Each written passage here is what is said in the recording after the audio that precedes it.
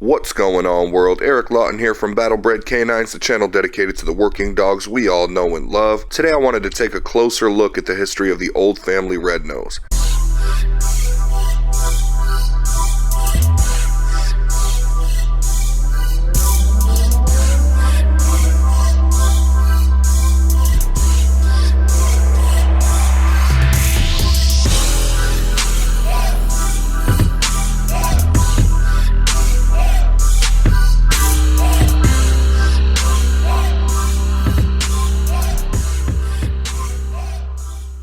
I found a pretty cool article written by E.L. Mullins on Bryant'sRedDevils.com. So big shouts to them for including this article. You guys should definitely go check them out. They have some really cool looking dogs. So when discussing this bloodline, we need to go back to the original old family red-nosed dogs who were bred by William J. Lightner and Con Feely.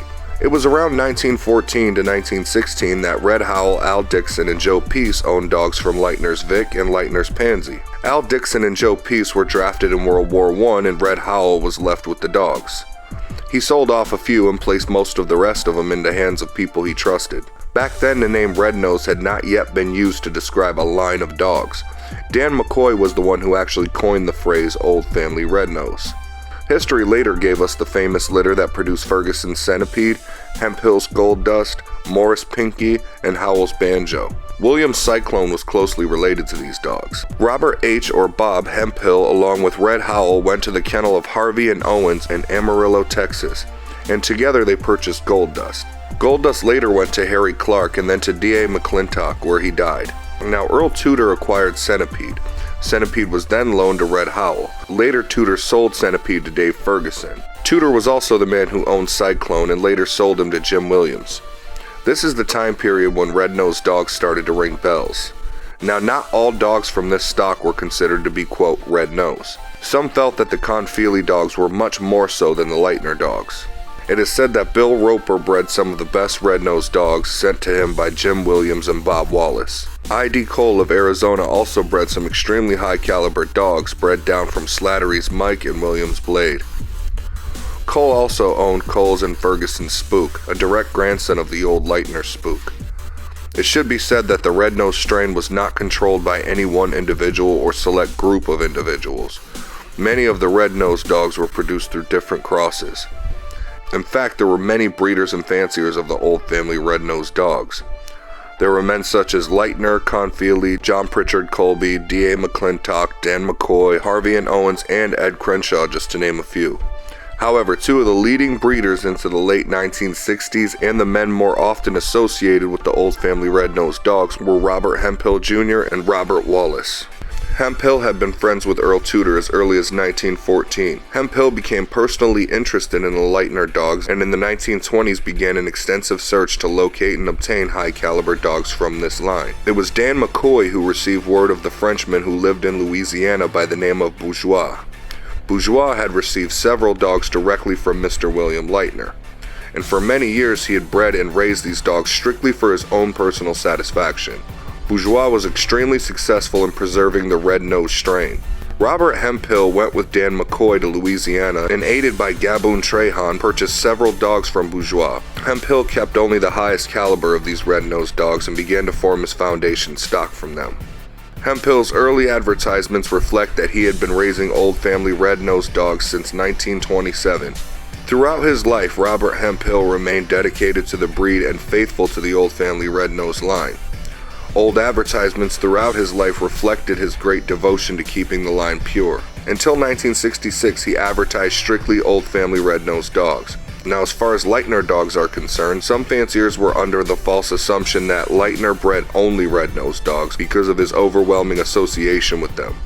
Those who have really done their homework know that this is not the case at all. He also raised great blacks and dark-colored dogs as well. The pinnacle of Lightner's success as a breeder is demonstrated through two dogs. Hall's Cersei Jeff, owned through time by Jim Cersei, Bob Hemphill, and Dr. Hall, and then Bob Wallace, was reputed as being the best of the red-nosed blood that could ever be bred. The second dog was Colorado Imp, owned by Jeff Runyon, and that was said to be the best of the black and or dark color blood that could ever be bred.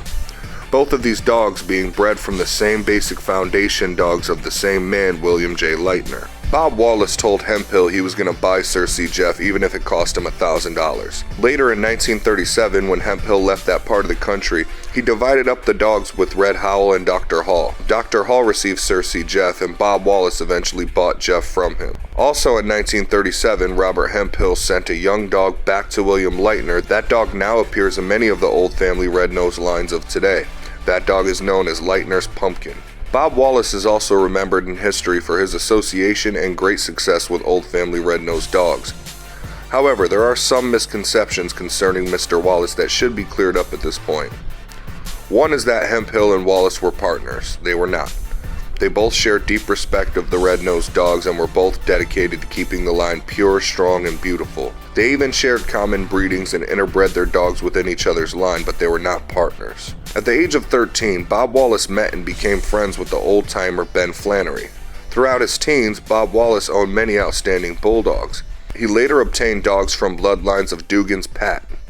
Now, one of the first foundation females of Bob Wallace was the famous Shipley's Penny. Shipley's Penny was a direct descendant of the old Cocoran dogs. Wallace had always considered Cocoran to be one of the greatest breeders of all time. Other great dogs that are considered part of the foundation of the Wallace dogs were ones such as Ferguson's Centipede, Hall's Cersei's Jeff, and the famous Wallace's Tony.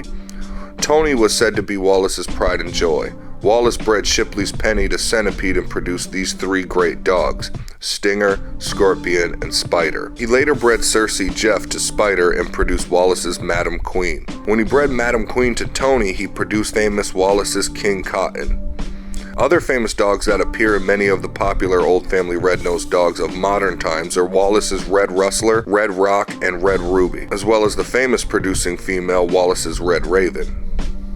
The old advertisements of Bob Wallace during the 1940s clearly reflect the breeding and maintenance of the old Corcoran and Lightner line of dogs. Most of the advertisements were stated in bold print. During the 1940s, Bob Wallace began to look for red-nosed dogs to outcross his own with. At this time, he felt like his own dogs were getting as tightly bred as can be. When he began his search, he found that the pure old family red-nosed dogs were almost extinct. Most of the lines were ruined or contaminated through careless breeding. However, he was finally able to locate and obtain 7 pure red-nosed dogs of high caliber whose pedigree could be authenticated.